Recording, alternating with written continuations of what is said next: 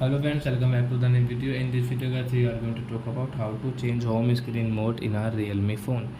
Guys, you want to change your home screen mode settings, so guys you can change. And guys, now let's see how to change home screen mode in our Realme phone. In this video guys, I will show you guys how can you change your home screen mode in Realme phone.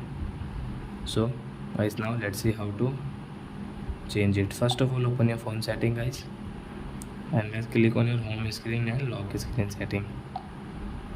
Then as you can see your home screen mode, so guys tap here, and as you can see your standard mode, driver mode and simple mode.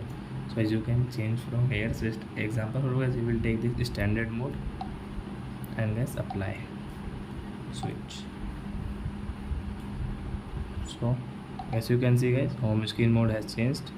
You cannot scroll your phone. As you can see your all apps here.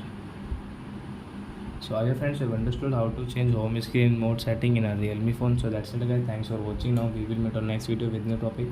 Before going, please go and like my video, subscribe my channel. Bye bye friends.